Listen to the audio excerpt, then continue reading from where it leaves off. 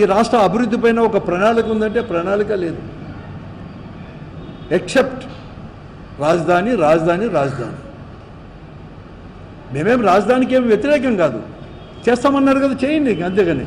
కానీ సర్వస్వము రాజధాని అని చెప్పి ఆ 5 సంవత్సరాలు ఎలా చేస్తాడో అలాగే మీకు రాజధాని నిర్మాణం చేస్తామని చెప్పేసి ఆ రోజు ప్రధానమంత్రి గారు ఆ రోజు ఫౌండేషన్ వేసిన పొద్దు మట్టి నీళ్లు ఢిల్లీ నుంచి తీసుకొని వచ్చేసి పార్లమెంటు దగ్గర నుంచి తీసుకొని వచ్చి ఎలా ఇచ్చినాడో మరొక మారు రాజధాని పునర్నిర్మాణం కోసం మరొక మారు కూడా ప్రధానమంత్రిని తీసుకొచ్చున్నారు.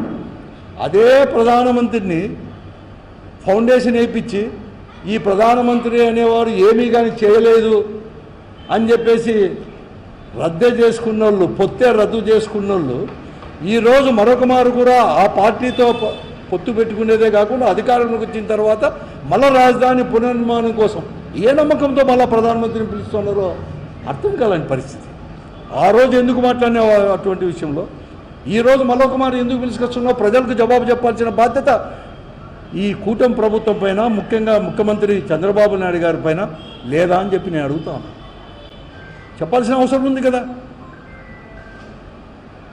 ఆ రోజు 38 కోట్లు 50 కోట్లు అన్నాడు, ఈరోజు 1,00,000 కోట్లు ఎందుకు అవుతుంది అనేది కూడా చెప్పాల్సిన అవసరం కూడా ఉంది కదా. ఈరోజు కూడా మరొక మారు కూడా భూమి ఎందుకు కావాలి 44,000 ఎకరాలు అని చెప్పి చెప్పాల్సిన అవసరం కూడా ఉంది కదా.